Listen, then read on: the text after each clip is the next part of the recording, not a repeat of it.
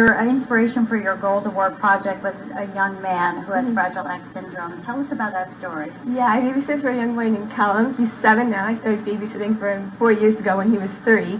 And he has Fragile X syndrome. So he's not a lot like other kids, so he has his own way of communicating with us. He can't speak yet, so he kind of uses his own ways. He has an iPad, so whenever he wants to do something, he could hop on there, and he's so good at it. Like, he could hop on the computer and go to YouTube and find a video that he wants. Smart. Yeah. Now, how did you get the idea to bring this to other people's attention about Fragile X syndrome for your Gold project? I wanted to be able to help other people to know more about Callum and understand what he goes through, so I wanted to tell people about Fragile X. And how are you getting the word out with your project? Tell us about your project. I promoted the walk and I tried to get as many people as I could to come, and then when they came, I gave them information about it.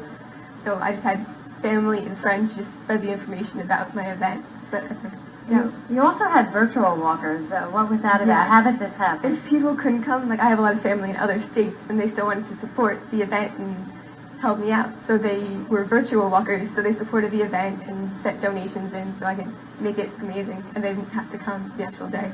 But they were able to help out, and they were also getting word out about Fragile X syndrome to people through that. What about Callum's family? They're from England originally? Yeah, his dad is from England originally, so he still has a lot of family there, but they live here now. So were they able to help in England too? It was kind of an international event? They did. They had their own event there where a bunch of his family walked around the park. Great. And they had a bunch of fun that day. It must have been very rewarding for you then doing this project. Yeah, knowing that it spread so much is incredible. Yeah. Some of them, when you see young ladies like Rebecca here, getting the word out about something, so positive for this young man's family, does it give you a lot of hope for our future? It does.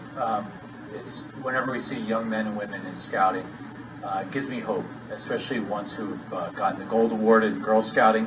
It shows they have leadership, commitment, and they're in tune with their community.